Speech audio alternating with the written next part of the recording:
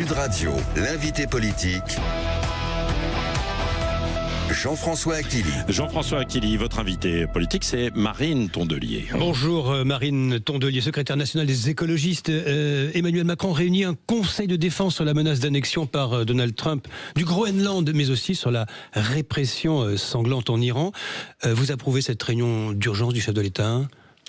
Eh ben, évidemment, c'est bien que le Conseil de défense se réunisse, mais ça, voilà, c'est pas le principe même du réunion qui nous sauvera, c'est ce qui pourrait en sortir. En tout cas, on voit bien que en France et en Europe, tout le monde est sur le qui-vive. Dans un début d'année, d'ailleurs, j'en profite pour présenter mes vœux à tous vos téléspectateurs, qui est assez anxiogène, il faut le dire. Donc je pense qu'on est dans un moment où on voit l'Iran, le Venezuela, les États-Unis, la Chine, la Russie, l'Ukraine, le Soudan, le Yémen, le Groenland. Il se passe des choses aux quatre coins du monde qui sont pas très rassurantes. Et j'étais hier avec un général de l'armée qui me disait, voyez, c'était un vieux général, qui me dit, j'en viens regretter la guerre froide, parce que la guerre froide, c'était stressant, mais c'était froid. Et là, en fait, il se passe des choses tout le temps, partout, à un rythme où, en fait, j'ai l'impression même que la manière dont la défense s'organise en France, on est capé pour s'occuper d'une crise en même temps, avec une belle armée, avec une belle organisation. Mais là, comme c'est un peu sur tous les fronts, il y a un côté anxiogène pour la population française, mais je pense aussi très challenging pour nos équipes. C'est une réalité quand même. C'est sûr que c'est une réalité. Et il faut quand même se dire aussi que tout ça est en réalité assez lié au changement climatique. Vous voyez bien que le Groenland, pourquoi ça devient un enjeu là maintenant ?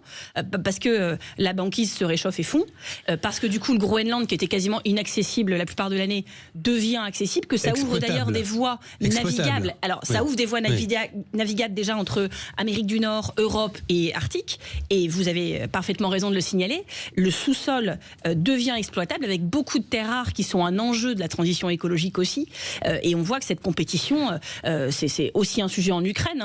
Trump, quand il négocie la paix, on voit bien que le premier sujet c'est les terres rares de l'Ukraine. Donc ce monde se tend, et je veux, en tant que secrétaire national des écologistes, vous montrer à quel point tout ça est aussi lié au dérèglement climatique. L'envoi de troupes, vous êtes pour ? Au Groenland ? Oui, ils nous envoient des soldats français partent rejoindre ceux du Danemark. Là aujourd'hui, oui, des exercices sont organisés de manière interalliée avec la France. J'ai vu que la Suède a envoyé des troupes, et je trouve ça bien, parce qu'on voit bien qu'on est dans un moment où Trump teste les limites, et il faut lui montrer très clairement que s'il met un pied au Groenland, bon, ils ont déjà une base américaine là-bas, dont le nombre de troupes sur place a été divisé par 2, je crois, en 15 ans. Donc le plus probable, c'est pas une invasion terrestre avec des hélicoptères du Groenland, une démonstration de force d'un coup, comme ils l'ont fait au Venezuela. Ils sont pas prêts à faire ça. Par contre, ils vont remilitariser leur base, remettre peut-être au niveau d'il y a 15 ans leur nombre de troupes. Je pense que ce qu'ils sont en train de faire aussi, c'est ce qu'on nous dit côté Élysée, c'est d'acheter un maximum de terrain. Se rendre propriétaire finalement du Groenland de fait, et l'Europe doit réagir, doit se montrer très ferme, et leur montrer que à toute démonstration de force, nous nous tenons prêts, que nous ne nous laisserons pas faire. Il n'est plus notre allié, Trump. Comment vous le voyez, ce président américain, vous ? Il est assez imprévisible, c'est ce qu'il cherche, c'est ce qu'il est, il a l'air d'en être très fier d'ailleurs. C'est l'outrance, c'est la démesure, c'est la provocation, et dans un monde aussi instable, c'est dangereux. Je ne dirais plus que ça n'est plus notre allié, parce qu'il joue là-dessus. Et vous voyez, quand on parle aujourd'hui des garanties de sécurité en Ukraine, et je suis obligée de passer d'un sujet à l'autre parce que tout ça est lié, quand on a une réunion à l'Élysée, les chefs de parti, pour nous expliquer ce qui va se passer avec les garanties de sécurité en Ukraine, c'est-à-dire si un jour un cessez-le-feu est signé, comment on garantit qu'il soit appliqué, Emmanuel Macron nous explique que les États-Unis acceptent de s'engager dans ce processus et feront le monitoring, c'est-à-dire la surveillance de est-ce que le cessez-le-feu n'est pas violé, évidemment, notamment par la Russie. Évidemment qu'il y a des chefs de parti, dont les écologistes, qui disent est-ce qu'on est sûr qu'on leur fait bien confiance ? Ils ont quand même un rapport assez alternatif à la vérité, par exemple. Est-ce que les preuves qu'ils nous donneront seront les bonnes ? Est-ce qu'ils ne vont pas changer de pied tout le temps ? Et Emmanuel Macron est obligé de reconnaître que nous ne pouvons avoir aucune confiance dans cet allié. Mais le fait que les États-Unis, à ce stade, pour combien de temps, je ne sais pas, disent « Ok, on s'engage avec vous », fait que d'autres pays s'engagent, que le processus avance. 35 pays aujourd'hui engagés pour une garantie de sécurité en Ukraine, si elle devait être mise en œuvre. Et si les États-Unis se désengagent, qu'arrivera probablement, en réalité, nous aurons avancé sous un commandement franco-britannique installé au Mont Valérien, ce qui est historique, avec 35 pays. Et donc, quelque part, on est en train de se rendre autonome Je dis ça ne sera ni simple, ni fluide, ni facile, mais on est en train de progressivement de se rendre potentiellement autonome d'eux parce qu'on sait qu'ils ne seront pas là longtemps probablement. Un discours de responsabilité là-dessus chez les écologistes. Est-ce qu'il faut un débat au Parlement, là, au fait, sur le Groenland? Évidemment. Oui.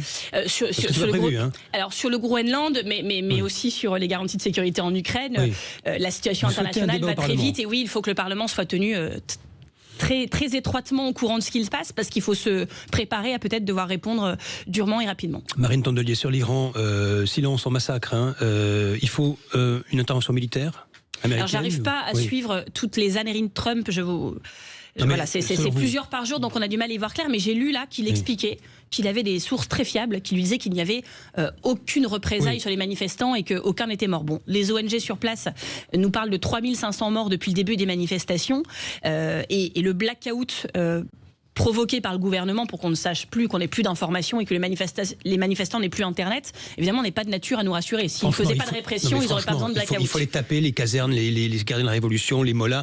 Il faut y aller ou pas? Bombarder? Oui, bombarder, pour aider ceux qui manifestent. Alors je pense qu'un bombardement américain sur l'Iran, ne serait pas de nature à apaiser la situation. Oui, mais c'est ciblé.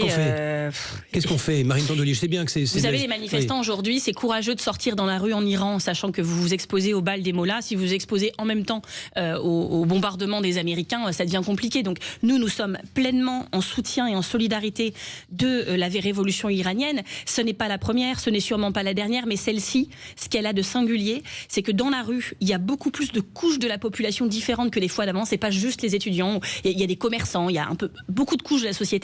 Et surtout, on sait que même si là, aujourd'hui, on a du mal à avoir des images et à savoir ce qui se passe aujourd'hui, mais c'est une manifestation dont on a vu qu'elle irriguait beaucoup plus le territoire. C'était pas juste les grandes villes, ça va partout dans le territoire. Vous n'êtes pas pour une intervention militaire, mais ça veut dire qu'il y a des massacres et on ne peut rien faire. Voilà. Alors, vous savez, je n'ai pas de réponse définitive et plus personne n'a de réponse définitive. Ce que je vous dis juste, c'est que les États-Unis qui disent, bon, moi, si ça continue, j'y vais, je règle le problème, on ne peut pas fonctionner comme ça. On est obligé de respecter les cadres du droit international. Même si on se dit aujourd'hui, le droit international, il est piétiné ici, il est piétiné là-bas. Est-ce que ça marche encore? Dans la rue ont envie d'entendre ça. Nous travaillons avec leurs représentants sur le territoire national. Beaucoup, nous serons en manifestation à leur côté samedi. Et on voit bien d'ailleurs que derrière, même si en France, j'ai l'impression que dans la classe politique, et c'est rassurant pour une fois, il y a une unanimité à vouloir soutenir cette révolution.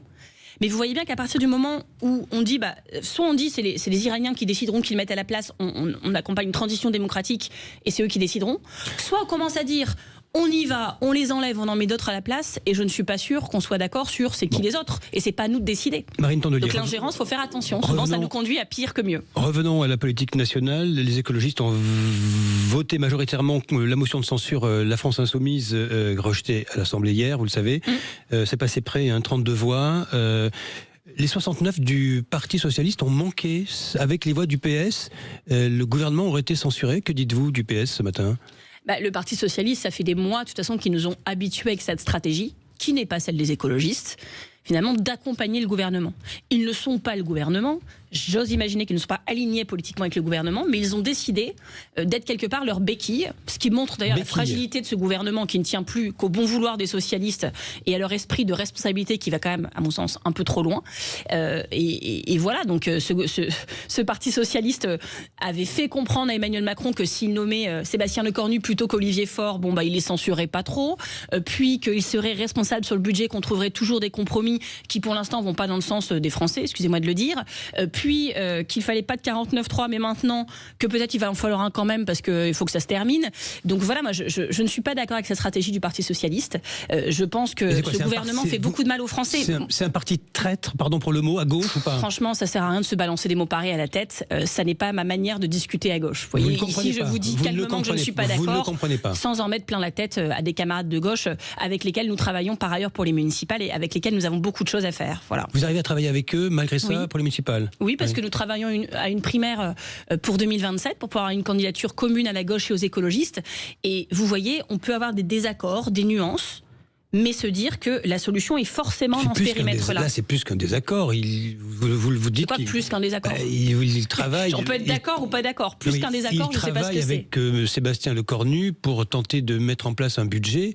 Et vous, avec lequel nous ne sommes pas d'accord. Mais est-ce que vous souhaitez qu'il tombe, ce gouvernement, puisque vous avez voté cette motion de censure ? Moi, j'estime que ce gouvernement n'est pas légitime.